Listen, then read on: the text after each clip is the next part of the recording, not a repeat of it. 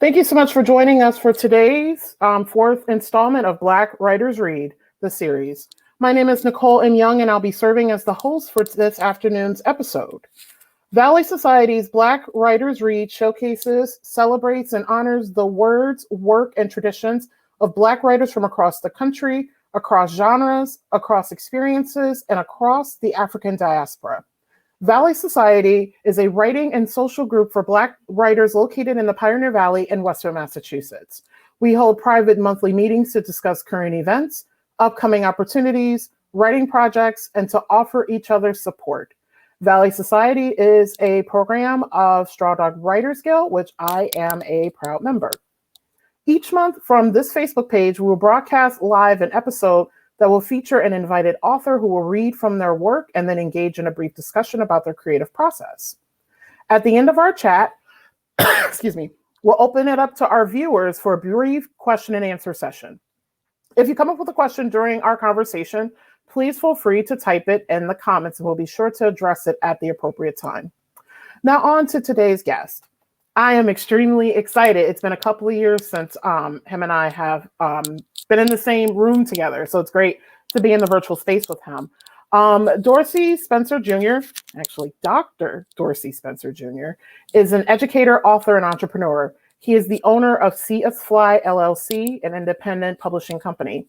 Dorsey began to write as a way to uplift and highlight the experiences and voices of underrepresented communities. He hopes his work will contribute to the growing body of literature that portrays Black men and boys positively, especially in father-son relationships. Dorsey grew up in Long Island, New York, and now lives in Central New York with his wife and 2 children.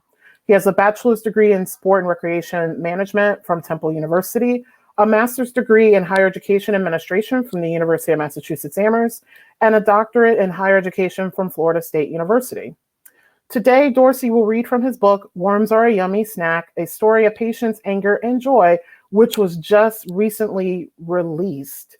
I worked with Dorsey at UMass Amherst. He was in student activities, and I was at the Fine Arts Center, and we did a lot of events together. So, and then we saw each other again a couple of years later after he left to go to do his doctoral program at a conference. So it's great to reunite with him in this way this afternoon. So I'm going to go ahead and bring Dr. Dorsey Spencer Jr. on to the virtual stage.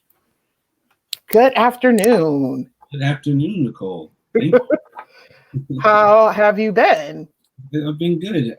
I've been blessed. Things have gone well despite the pandemic. So I can't complain. I really appreciate you all giving me this opportunity. So I'm looking forward to engaging with you all today. Cool. Thank you so much. So I'm going to go ahead and turn it over to Dorsey. All right. Good afternoon, everyone. Again, my name is Dorsey Spencer Jr. or Dr. Dorsey Spencer Jr. And I'm really excited to share my new book with you. It's my first publication. So we'll go ahead and get started. So it's Worms Are a Yummy Snack, a story of patience, anger, and joy. Right, so this is a book that I recently released both on Amazon and my personal website, and I'm grateful to have the opportunity to share it all with you all today. I'm going to do a little bit of a screen share so that you can actually see the book. It's a little bit easier than me trying to hold the book and read from it and show you the pictures or the illustrations at the same time. The book is by myself and was illustrated by Anne Pomalova. So she's my illustrator, and she did a wonderful job. So I look forward to sharing this with you.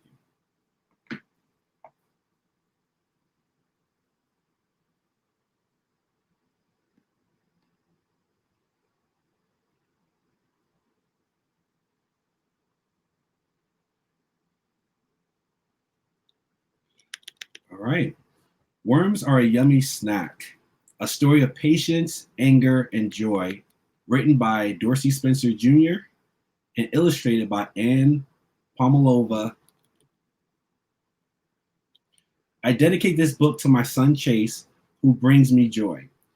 Do what brings you joy and be relentless in pursuit of your dreams and goals.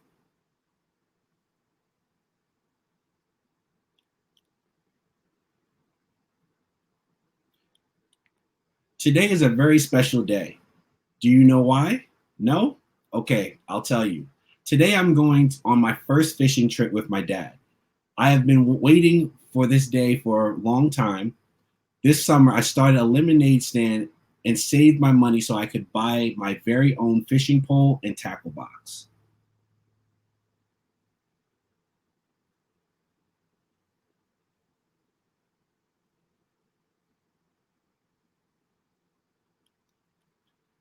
My dad goes fishing all the time.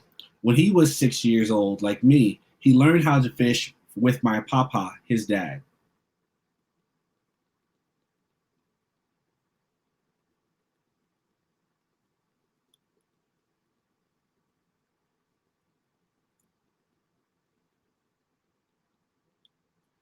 When my dad goes fishing, he brings home all kinds of fish: silverfish, greenfish, flatfish, and even fish with whiskers called catfish. Catfish are my favorite. Mmm.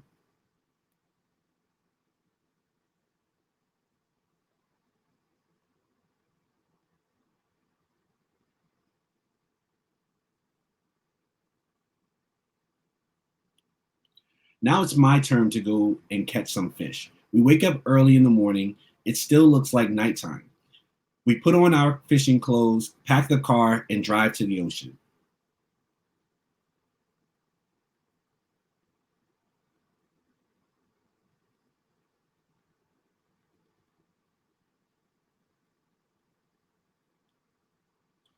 It seems like it takes forever to get there.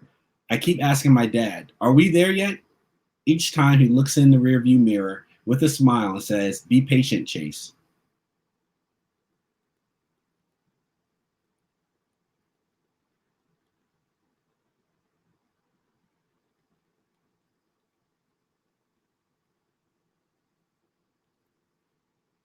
Just as I'm about to ask for the billionth time, the car stops and Dad says, "We're here." "Yay," I yell, jumping out of my seat.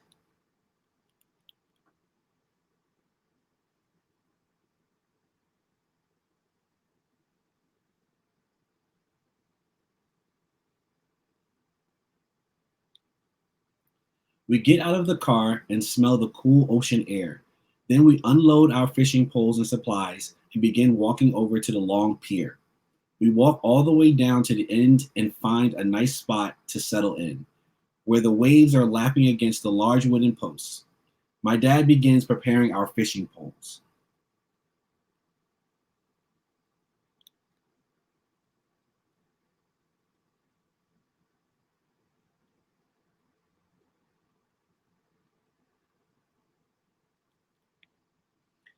He opens the top of a small container that says live bait. I look inside, and to my surprise, there are worms crawling all around. Lots of them. "Dad, what are we going to do with those?" I ask.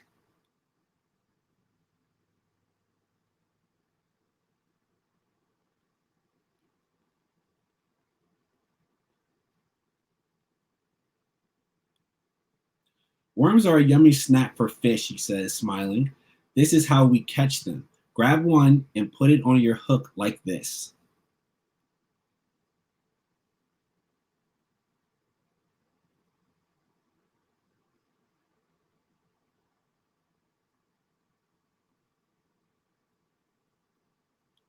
"Ew," I shriek. "I don't want to touch those slimy, grimy worms." "Do you want to catch fish?" "Of course I want to catch fish. What kind of question is that?" I nod my head yes.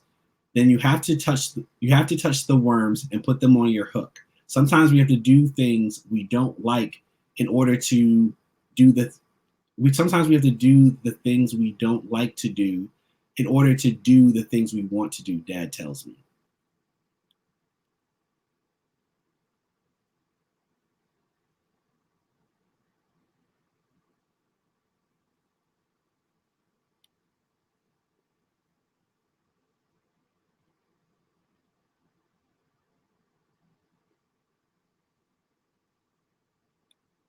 Slowly, I reach down into the container and grab a worm. It is slippery and keeps wiggling back and forth. "Great job," Dad says as he helps me put the worm on the hook. "Now we are ready to go." We swing our poles back and forth, and then plop, our hooks with the worm are in the water.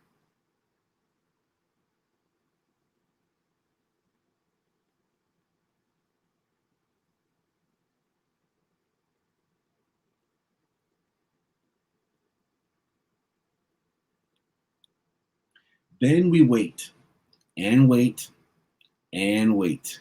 The waiting seems as long as the ride to the ocean. How long does this take? I think we have the worms that don't look so yummy and the fish don't want them. Just relax and enjoy the moment, Dad says.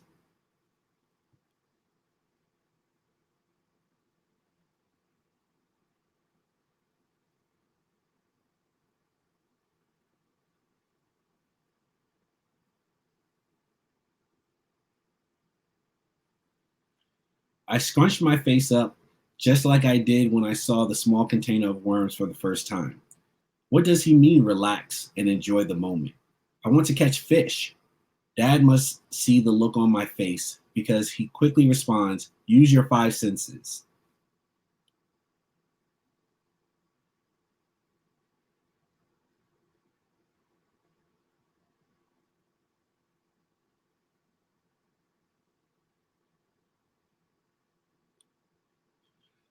So I try to do what he says. I look out and far away, I see the ocean meet the sky. I close my eyes and I can feel the warm sun on my face. The seagulls squawking as they fly by fill my ears. I smell the salt in the ocean water and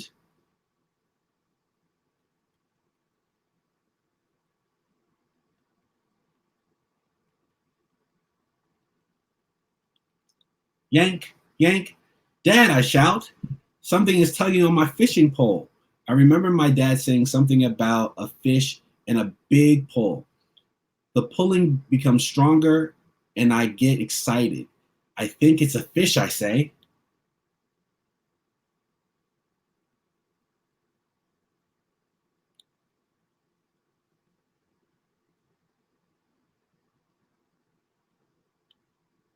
My dad holds my arms as I begin to reel in the fish. It becomes harder and harder, but I can feel the fish getting closer. I give a big yank to pull it out of the water and fall backwards on the pier. I bring my pole up.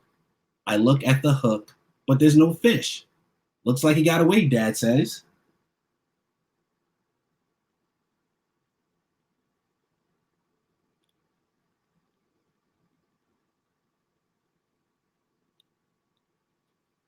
How could this happen? The fish was right there on my hook. I felt it. I am so angry. I stand up and kick the container of worms. Why did you do that? You could have hit someone or hurt yourself, Dad says loudly. I am mad. My fish got away. I tell him.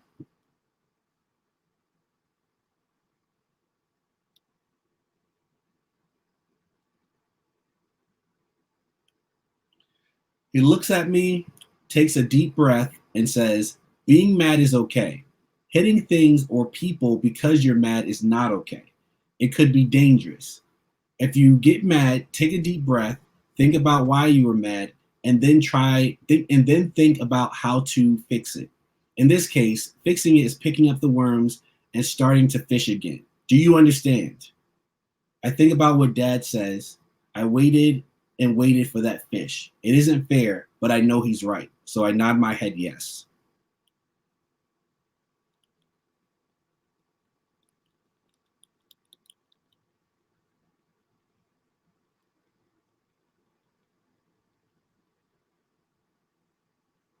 But then I feel my eyes fill with tears.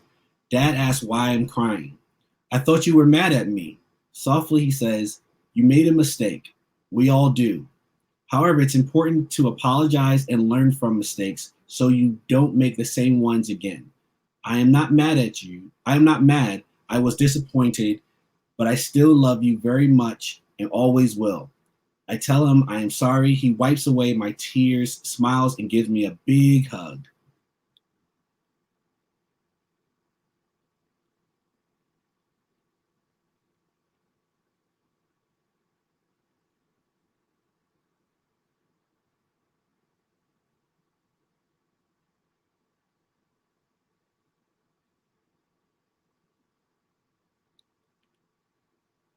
Now let's catch us some fish, Dad says with a sparkle in his eye.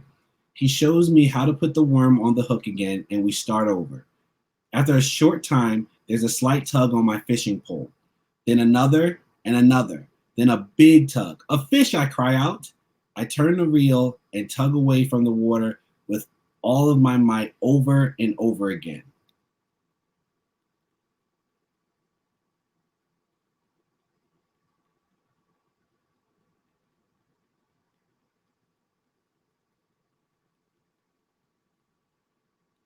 Finally, there's a splash.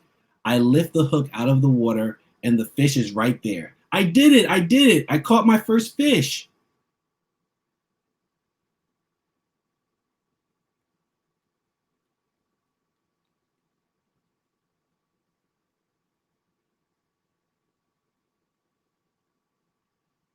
I'm so proud of you, Chase. You didn't give up. Even though you were mad about the other fish getting away, you pulled yourself together and tried again. And look, you caught your first fish, the first of many.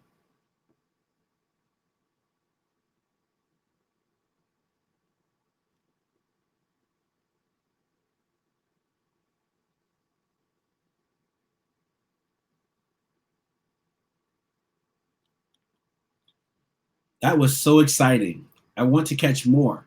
After the first one, fishing gets way easier. We both catch fish after fish. I think that's enough for today. Time to go home, Dad says, and I agree. I am so excited to show my mom and little sister all of the fish we caught.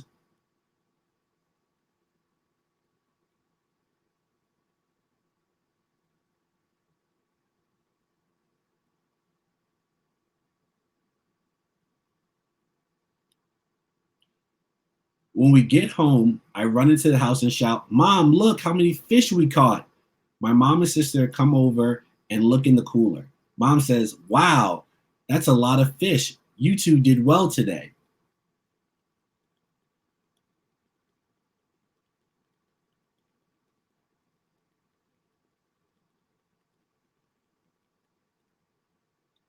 I say, Yes, we did, and I caught the first one. Not bad for your first time fishing, Mom says, smiling.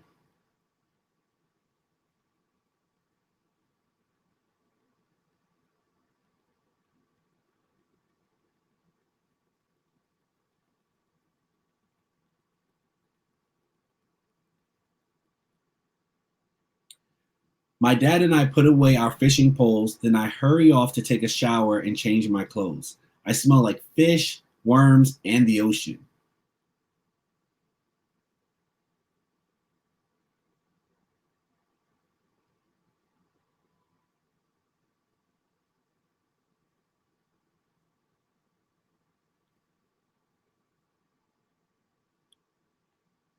When I come back downstairs, I see my dad cooking the fish we caught. It smells so good. A short while later, Dad yells, Dinner is ready. We all go to the dining room for dinner. We have fish, vegetables, and rice. It is delicious. And it's kind of cool helping with the food we are eating today.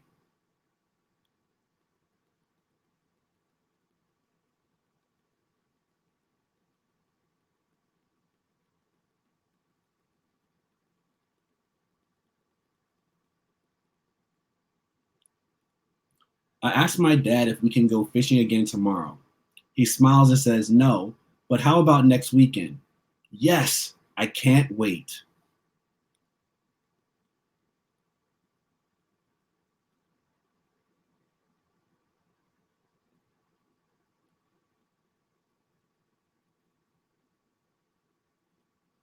What brings you joy?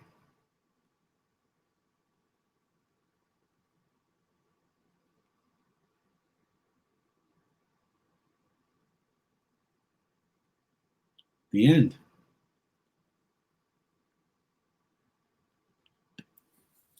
That was awesome. Thank you so much, Dorsey, for sharing your book today, especially given the significance of the moment of existing like in Black families and such. So we're going to go ahead and launch into a couple of questions, and next we're going to open it up to Q&A to our viewers. My first question is a two-part question. One where the first will inform the second. How did you get started as a writer, and what inspired you to write children's picture books? It's a great question. I've always been told that I'm a pretty good storyteller. That hasn't always translated into my writing, but um, I think perhaps a long time ago we had griots in our family, but we're generally a family that is very good at conveying messages and telling stories and lessons. So I remember in my elementary school, when I believe it was our graduation, and they did this part of the graduation where they kind of foretold our future, right? The idea of what we could be in the future. And one of the I guess the predictions for me was actually that I would be a writer, right? That I would be a person that publishes stories, and that always stuck with me.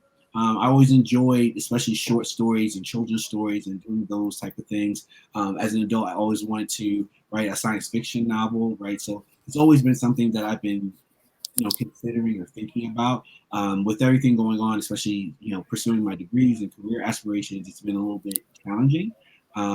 I think that the pandemic has presented a unique opportunity for me to pursue that. But it's been something that it's been in the back of my head for years now. Not necessarily this particular idea for this book, but just writing a children's book in general has been something that I've been interested in for years, since a very young age.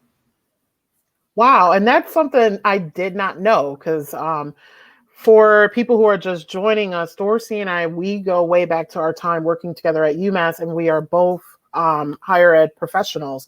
And learning that we're now higher ed professionals that are authors. So I think that's really cool that you're an educator in those multiple ways.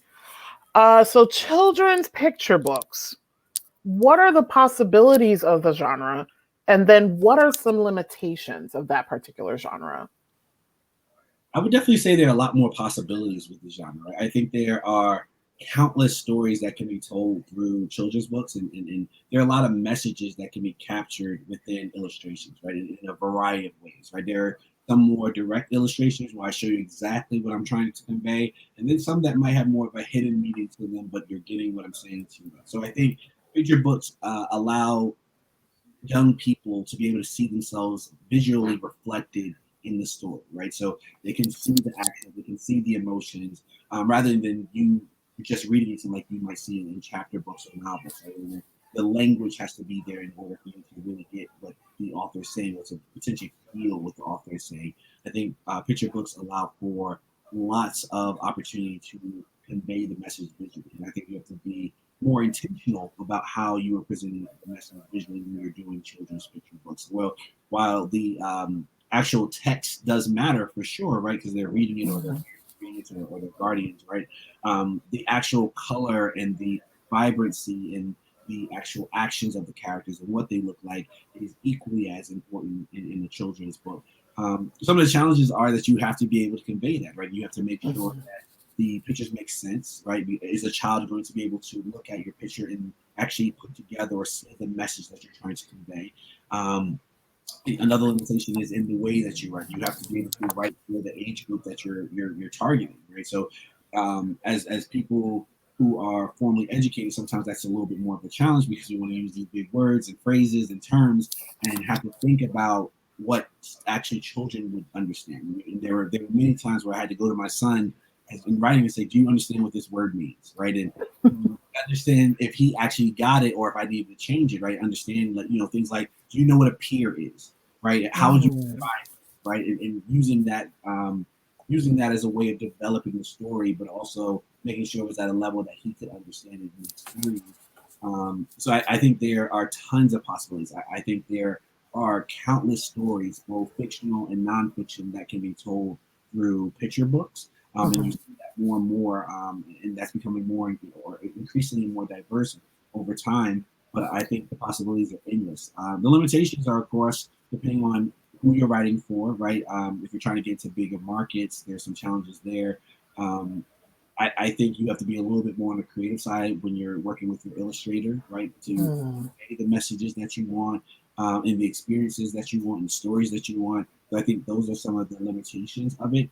And picture books are meant to be visual, right? So that's a limitation of it. It's the children aren't as focused on the text of the book; they're looking at the pictures to convey the story. I remember when I was years ago, my godson was reading a book to me, and he was at an age where he really didn't know how to read, but he was telling me this Mm. based off the pictures.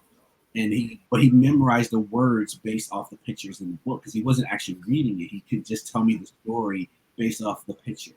So that's how Mm. important it is for the visualization of a picture book to be pretty spectacular, right? That a child can almost tell you the story based off of the picture that they're seeing, even though they actually can't necessarily read the text. In this case, most people, my book is for ages 5 to 8, so kindergarten to Mm. third grade. They generally would be able to read the book themselves. There might be a few words, depending on what level they're at, where they may get a little hung up on. But a child that is younger still can enjoy the book, and a child that is older could still enjoy the book based off of the storyline, but also the pictures. Cool. And we have a comment that came in through our channels, and I wanted to actually raise it now because I think it's relevant to the next question that's coming up. And I'm also glad that you talked about Chase, your in-house consultant. So this wasn't necessarily a question, but it was a prompt in terms of this particular viewer's child is 7 and wondering if she's old enough to learn how to fish. So for the character that's in the book, the young boy, how old is is he, Mhm.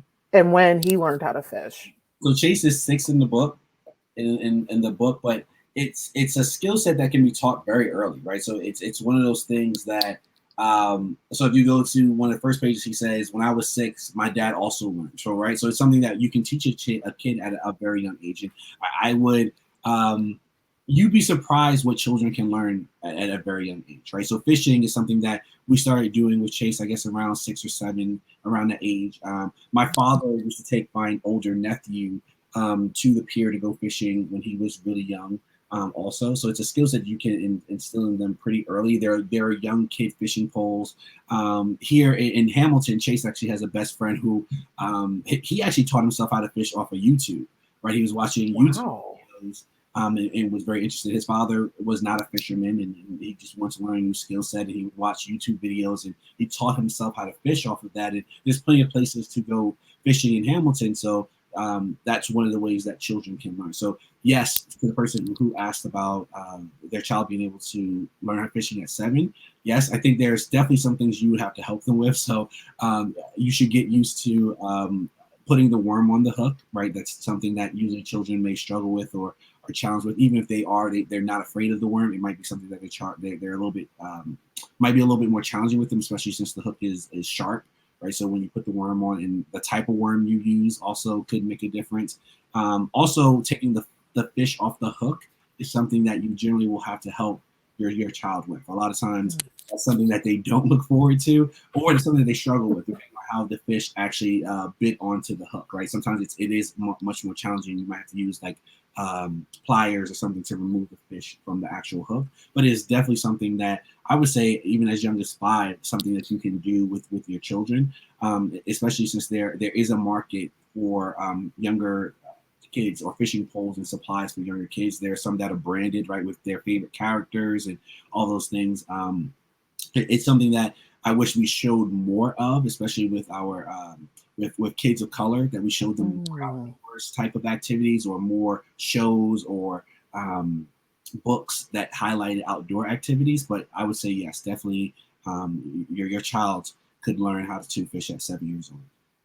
Cool. Thank you for covering that. And then also, well, if it weren't so cold, I don't know what it's like in central New York, but right now in New England, where I'm based in northern Connecticut, it's a little cold to fish, but it is a very good social distancing activity. So I highly suggest it to a lot of people. My partner fishes a lot.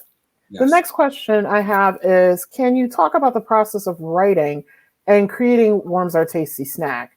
Like, for example, how did you identify your illustrators and other collaborators? Self-publishing is definitely a process. For those who may be interested in it or are exploring it, it is definitely a process. I first you have to come up with the content, right? The idea of what do you want to write about, and there's so many things that you could write about, especially at this time in in our history and in the world. there are a lot of books. You have to see what people are interested in, right? Or just because you write something doesn't mean people are going to be interested in it. So what I wanted to particularly do is I really wanted to write a book that had a main character that was a person of color, right? Particularly in this case, a black child, right?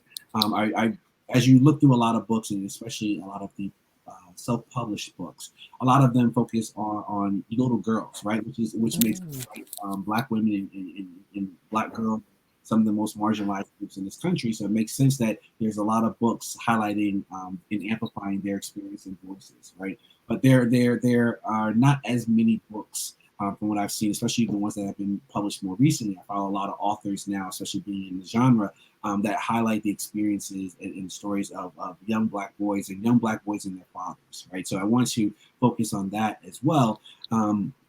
And I wanted to do it, and I wanted to have a message, right? I want the book to actually have messaging tied into it and not just be a story. I wanted, I don't know about others, but the way that I grew up is I was raised in a way that a lot of the life lessons were built into everyday things, right? So it wasn't a lot of like, let's sit down and talk about this. It was more of something happened and it was used as an experience to teach you a life lesson, right? So it was built into everyday experiences. So I wanted to build that into this experience. I wanted them to do that. My father is a big fisherman.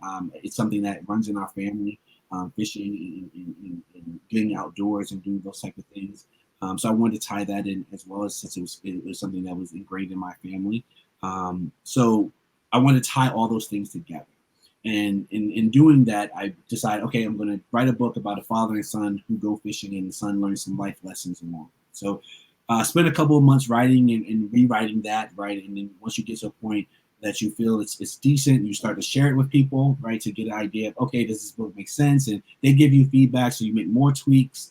Then you are able to share it with young kids, right? To say, is this actually interesting? Can you read this? Does this make sense? You make more tweaks based off of that, and then you have to get it professionally edited, right? You have someone who actually their role is to go through and make sure that grammar and syntax are actually there, and you're able to get to that point. From there, once you have a solid manuscript or story, then you want to go into find an illustrator, right? That's one of the most important parts of a children's picture book is who you select as your illustrator. That is a challenge, right? Initially I didn't know where to go. I was self-publishing, so I'm trying to learn on the job, right? So I had people who were kind of coaching me, but it's more or less like, here, look here, point, doing that. They were very helpful, right? There are a lot of communities on social media that will help you self-publish. So there's a lot of opportunities to get feedback, for people to ask for resources or people to support you through the process. And I was able to do that. One of the first things I did is start to follow a lot of illustrators of books that I had bought as a reference point. So there are tons of books that I bought. And I advise anyone who's interested in writing children's books to buy and read other children's books, right? A mix, the major ones, the big ones that they all that you see on television, or that are all over Amazon top list or New York Times bestsellers, right? But also the ones that are self-published that are great, that have great messages, right? That people are looking at and reading, and you start to get a feel for what type of illustration you like, right? Because there's a ton of different types of illustrations for children's books. And then you can start to follow and look at those illustrators. You may or may not be able to afford those illustrators, depending on how great and how good or how successful their books are. So that's something to keep in mind. But what you can do is those illustrators generally have social media pages where they do hashtags, and you can look at those hashtags and find other illustrators that might be up and coming, right, or people who are interested in being an illustrator for you. So that's another component that you want to be able to make use of, is social media and looking and finding other illustrators. So I found the first thing I originally was hoping to use as an illustrator through social media, and for a variety of reasons that didn't work out. But I wound up with my actual illustrator, and actually through Instagram, right? She was a person that posted a lot of her work on Instagram. She actually did more portraits. So she's a person that you would send your picture to, and she kind of makes it into a more lifelike cartoon type of image. But she had just previously published, I think, one or two books before I had talked to her, and really loved her work, and was able to build that relationship, and you have that person do a couple of drafts for you, right, to test out if they are actually able to do it. And I really recommend that. A lot of times people go to places like Fiverr or Upwork and all these different websites to get illustrators, but you really want to test them with what you want them to do, right? So you say, hey, can you draw me illustration with, and you may have to pay for this, but draw an illustration with a kid fishing, right? So that you would have an idea they can actually develop, and you give them the specs of what you want in that picture so that you know that they actually did it and they didn't just take from someone else's work and kind of give it to you, and then you're stuck when they really can't do what you need them to do. So once I was able to say, yep, she's a quality illustrator, I think she can do what I need to do, there was a process of you sharing your manuscript. She sketches out everything for you. You tell her, yes, no, I like this, I don't like this, make this adjustment. Then she starts to layer it and add color to, or she does the actual illustration in black and white. She sends it to you. You say, yes, no, I want to make these changes. And then they start to color it, right? And you go from there, and then you have the actual illustrations by the end of that process. Now, depending on your illustrator, they might be able to actually format it for you. Some illustrators will tell you that they do not format, right? They just do the illustration to the specs that you give them. So you need to decide that. Originally, I had hoped to get someone who could do both. And originally, my illustrator could do both. But there are people you might have to seek out after you get out of the illustration, the graphic designers or formatters that can actually, typewriters, right, that can actually make the book look professional and look the way that you need to, and lay out the text the way that you want it to appear. So I went to actually a separate company for that, a company called Bear With Us Productions. And they were able to format the book and make it look the way that I did. And there are times when you have to go back and forth with the illustrator, because there are things that, depending on how the illustrator laid out the illustration, you might have to move things to fit the text in a way that is visually pleasing. So that those are things to make note of. And then you kind of get to the point where it's once you're done formatting, you decide how you're going to print it. Some people do a printer and they just buy all the books at once and they ship a mass, order to you of books, and then you have to figure out how you're going to sell them. That can be pretty expensive if you don't have the resources up front, right? Because you're paying for thousands or hundreds of books at a time to buy all of them. What a lot of authors are doing, what the internet has allowed us to do, is also sell through Amazon. And you don't have to put the money up front there. You just kind of set it all up, and then Amazon processes and takes care of everything for you. Or you can buy large orders from Amazon or Ingram Spark, and you can sell them through your website. I do both, right? I do through Amazon, but I also sell through my website. For those who are wanting to support small businesses or authors that are self-publishing, it's always better to buy from the person's website. Because they make more money that way. Amazon takes a cut when you go through the other process, but Amazon has a marketplace, right? They can get you the exposure that you need. So I would advise that people do both. But that's kind of the process I went to get to Worms Are Yummy Snack. I crowdsourced different things online. I was very intentional about showing my process on social media so people could follow me up into the point where they could see the final version of the book. So I crowdsourced like the title. I crowdsourced all types of things about the book in order to get a better understanding of what people were interested in, what they would buy for their kids and what they wouldn't. So I really appreciate you all follow me on that journey, but that's how kind of where I got to where I am today. The hardest part so far, to be honest with you, is marketing, right? You do all this work, but then you have to get the word out about your book, and you don't have the backing of a major company if you self-publish that would have the avenues that you typically would to get the word out about your book. So marketing is actually most of the work when you self-publish. Yeah, and we have a question from Fun Guy, who's actually a member of Valley Society, regarding marketing. So can you talk a little bit about, Dorsey, the approach to marketing both online and offline as an independent publisher? Yep. So I think that's something, as you're going through the process, you constantly have to figure out how you're going to do, right? Because it is your bread and butter after you self-publish, to be completely honest with you, right? The idea of people, because I'm not a big name author, right? I don't have a big name publishing house behind me, right? It's my company and my book. You have to be very intentional about learning the tricks of the trade as it comes to marketing. Now, I have a marketing experience from doing events, right? But that's a little bit different than when you're trying to market your book or product, right? It's a little bit different. You have to be a little bit more savvy in some cases. excuse me, but the whole time that you're preparing your book, you should be thinking of, how am I going to market this? For me, part of it was showing people the process, right? So that people could follow me on social media, right, before I actually launched the book, right? So that I had a following that I've been building over the last few months of just little things, right? Here's the company, here's what we stand for, here's some other information about the publishing industry or working, about reading to children, right? So if you look at my Instagram, the CS Fly Instagram, you'll see just information about reading to children and the importance of reading to children. And then you'll see things about the process, right? Highlighting your cover, right? So there's a process that you start to build a following with that.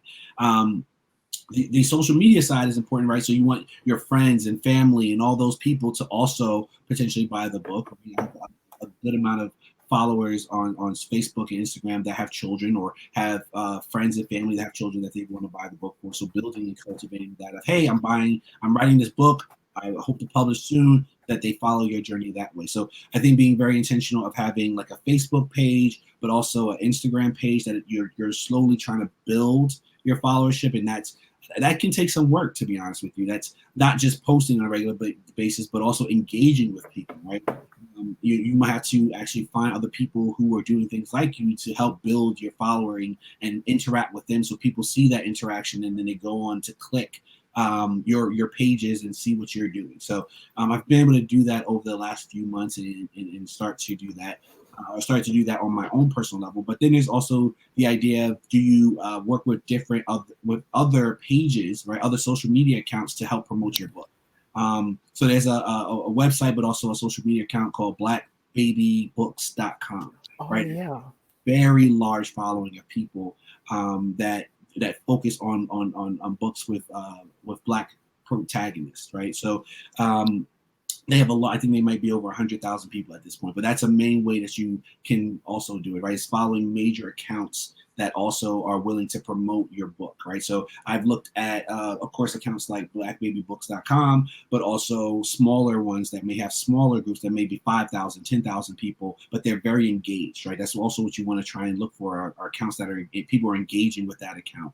I've also looked at accounts where the focus is fishing, right? So that I can say, hey, you have 100,000 people that are interested in fishing. Can you promote my book on that, right? And sometimes there's a small fee or charge that you pay for them to promote for it. I would be wary of paying too much money, right? Because usually they put it up for 24 hours or a certain period of time, depending on the account. Some just leave it up there, right? They just want to highlight your book. That's one way. Also, doing book reviews, right? So if you can get people to review your book and talk about it and put it on their social media, that helps a lot, because then people are saying, oh, this book actually is interesting, and people actually love it, right, or like it. So that's another way. Off of social media it's a lot of word of mouth or connecting with people in your community or different avenues. So the plan, it has to be, well, can I get in front of my local school district, or even my son's school or the daycare? Can I get in front of them? Can I do readings for them and highlight the book to them?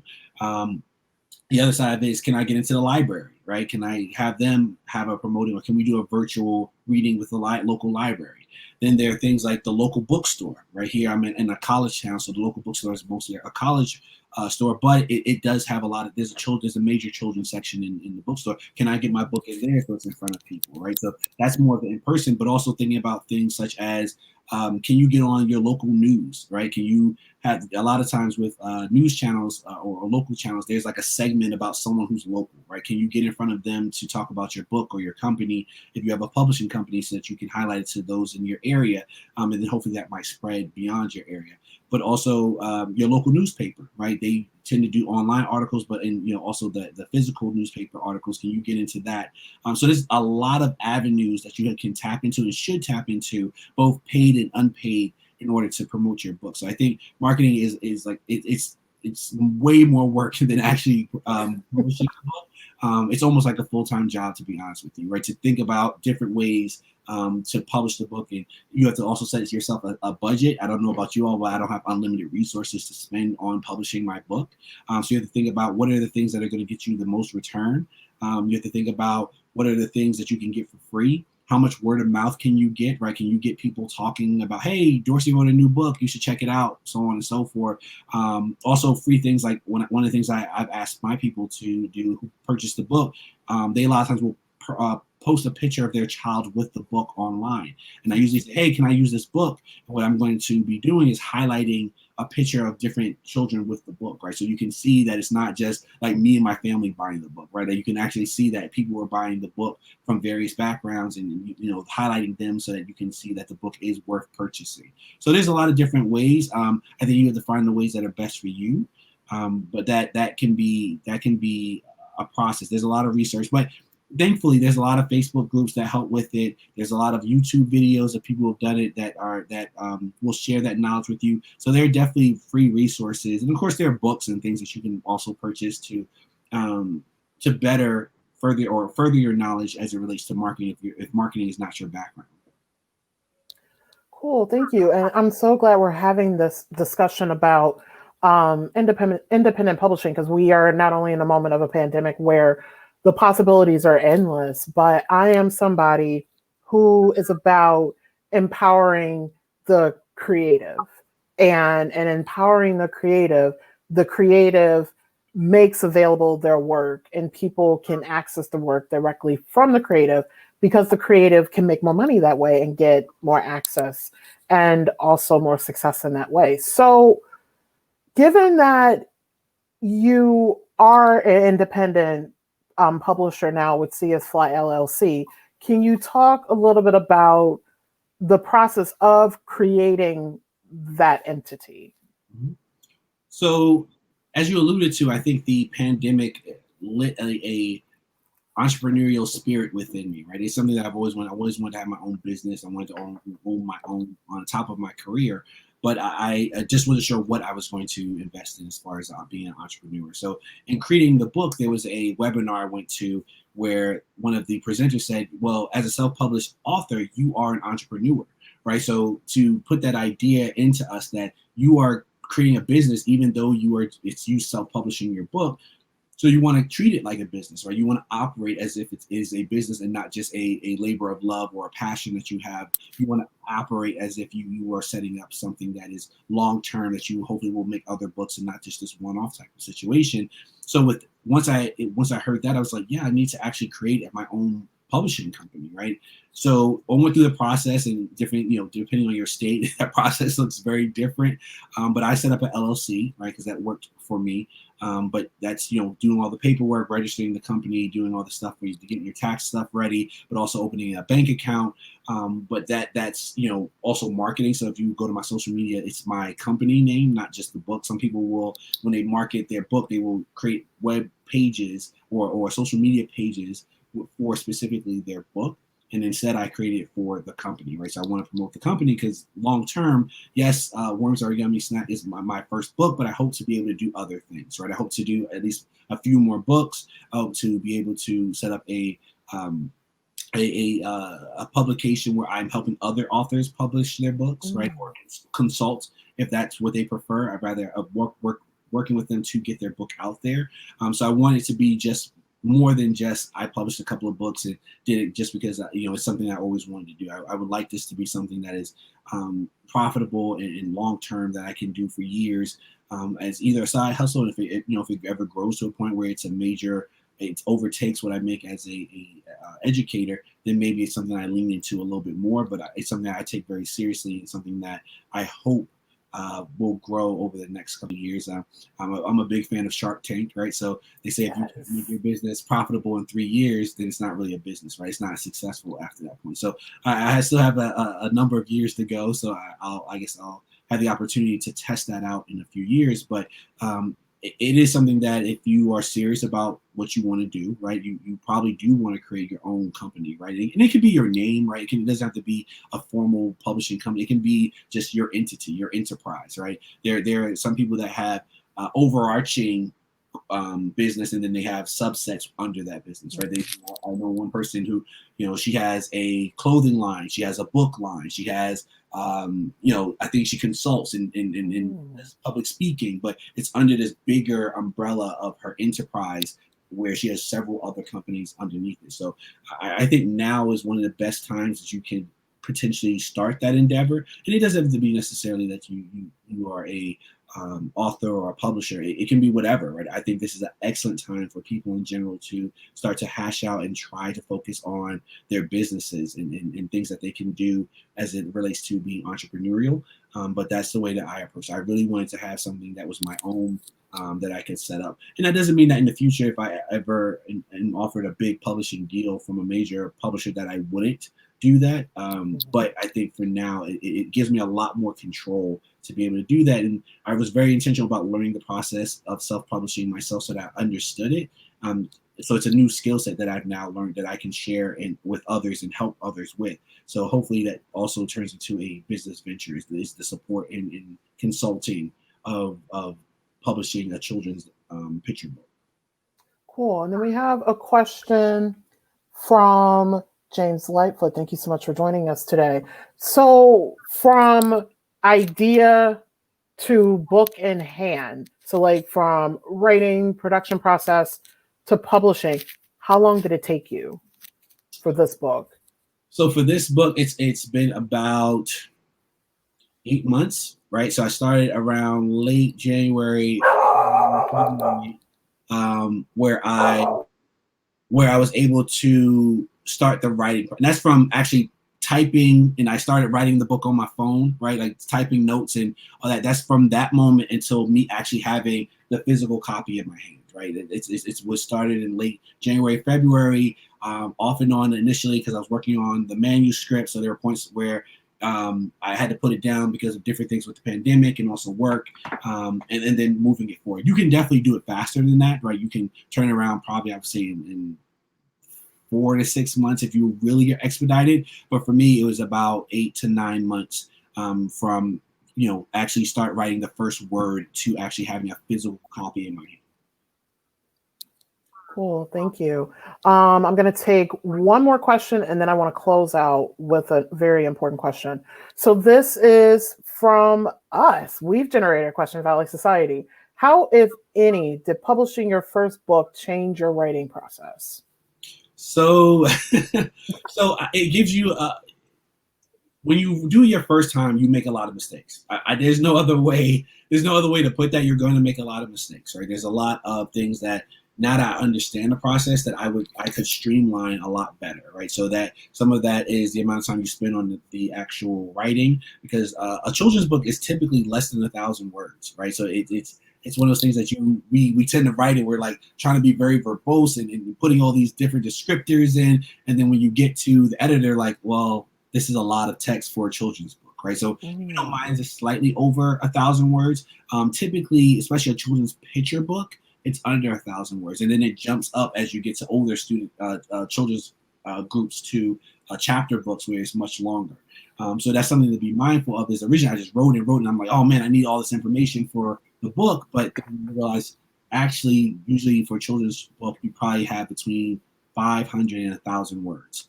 So you don't really have a lot of space. So now that I understand that a lot better, I wouldn't spend as much time writing and rewriting and doing all those things that I initially did. I would definitely just write the story and then adapt it or fix it as needed, where I spent a lot of time going back and forth and adding things and changing things to that part of the process. One of the things that I probably would do a little bit differently is I love Chase, of course, my son. He helped me write the book, sure, and he's actually acknowledged as one of the editors in the book. So that's something that he always has his name on. But I also probably would test it with more children, right? So I did a lot of testing with the illustrations. So I sent friends and family with children parts of the illustration or illustrations that we were working on and said, hey, what does your son or daughter think about this illustration? And they gave me feedback, right? So then I could do that. I probably would do that a little bit more with the writing component of sending it out to actually people with children so that they can read it or they can get eyes on it. I think the story is solid, but I think that would also give me a better idea of what changes I need to make or edits I need to make based off of having children look at it a little bit more. But I think the writing process wasn't as long as I thought, and I could have definitely made it shorter. But because it's a children's book, a lot of your time and energy is focused on the illustrations, the formatting, and then the marketing of the book. But for the writing process, there are a few things I probably could streamline a little bit better to make the process just more expedited. Hmm. And then the last question that I want to close us out with, and um, it alludes back to why the series was started, and also the moment that we are existing in our society in this time. And I want this question to come across as inspiring rather than bleak. Okay, What does it mean to create as a Black children's picture book author in the time of Black Lives Matter? that's an excellent question. Um, for me personally, it's a very empowering opportunity, right? It's an opportunity to create, right? I with the underlying message of Black Lives Matter, right? There's nothing more powerful than representation, right? To be seen, right? To show value to someone within this particular moment in history, right? The idea that we are going to elevate and amplify the voices of Black people, right? Whether that's Black people are not monolithic, so there are just so many stories that can be told, and particularly in children's picture books, right? And that's why you have such a range from, I'm Black and beautiful to we are engaging in these activities, to these life lessons, to I know my rights, to encouraging Black kids to get involved with STEM or STEAM, right? All these different narratives that can be. Then there's the science fiction and all those different things, right? So I think at this time it is those who write or publish, right, or literary agents have a responsibility to amplify the voices of Black people at this time, right?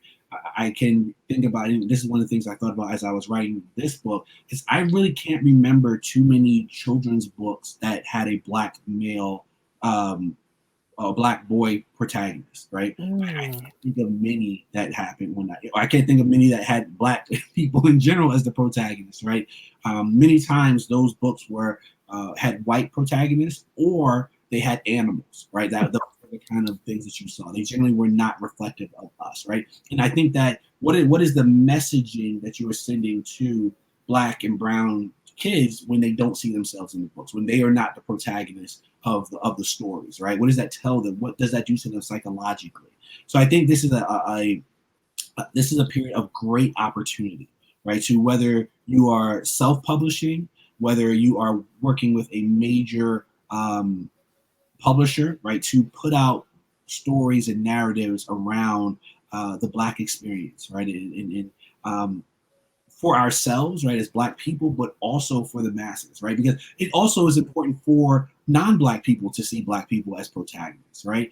I think of shows like Dr. McStuffins, right? That's a book. Oh, yeah. That's a show that people, regardless of who they are, love that show, right? But it has a Black protagonist, and that tells little Black boys and girls that they can be doctors. But it also shows to the masses that children of color can be these things, right? That they can want and have a future and matter, right? That they matter as much as any other child, right? I think of Craig and of the Creek, I think is what it's called, right? It was one of those on Cartoon Network is Mhm. another show with a Black protagonist. But I think we have to get to a point where that is more the norm, right? Where representation and diverse representation of people of color is at the forefront, right?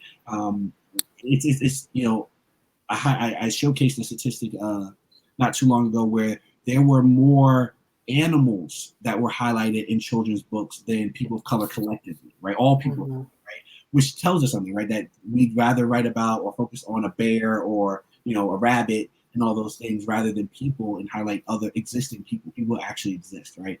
Or people that are more represented, characters that are more represented.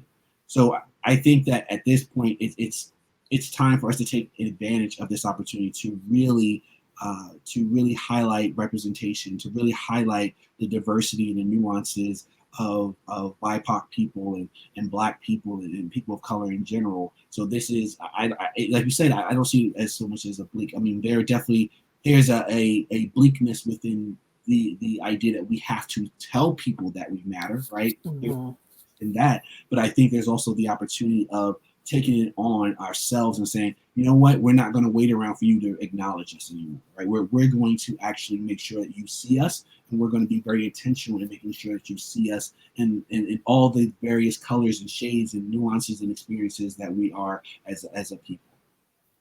Yes, yes. Thank you so much for that. And this is exactly why Black Writers Read was established in the way that it was. Like, it was very intentional. We were like, we're looking for writers of the African diaspora because this is representation that is missing in so many genres of writing, and also focusing on all genres of writing.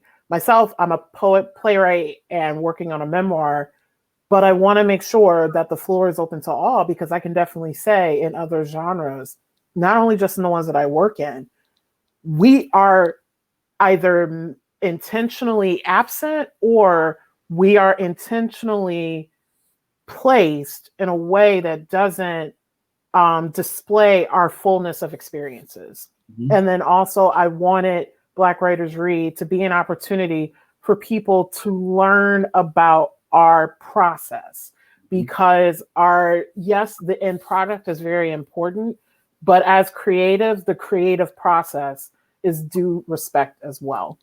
Absolutely. Yes. So on that note, Dorsey, thank you so much for joining us this afternoon. I knew it was going to be an incredible conversation because you are an educator. So I knew this was going to be a breath of information for people. I am so happy that we were able to also have a discussion, not only about the book itself, but also about publishing and entrepreneurship, which are two things that are very, very dear to my heart. So, Dorsey, thank you so much for joining us this afternoon. Thank you for having me. I really appreciate this opportunity. Cool. Thank you so much. Episodes of Black Writers Read will air live on this Facebook page on the second Saturday of the month at 3 p.m. Eastern Time. We will post to our Facebook page the lineup for future guests within the coming weeks. Of course, with any effort of this scale, we hope that you can join us in some form or fashion on this venture. There are multiple ways that you can follow us, Valley Society, and then follow and connect with the writers that we feature. You can either join us by subscribing to us on Patreon.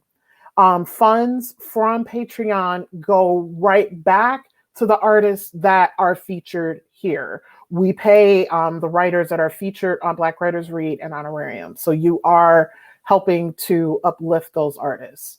Other ways that you can support us if you are not ready and able to join us financially, you can follow us on social media. We are on Facebook, this very page, Valley Society 413, or on Instagram at Valley Society 413 as well. Follow us. If you find a post that is inspiring, share it onto your social media. That helps us get out there as well. So, on that note, I would like to thank you all for joining us this afternoon. I hope wherever you are in the country, you were cuddled up with something because I'm guessing it's cold a lot of the places in the country because it is November. I know here in Connecticut it's a little chilly, but it's bearable. So thank you again for joining us this afternoon for this episode of Black Writers Read. Until next month, make Black authors matter by sharing and supporting our work. Have a great weekend.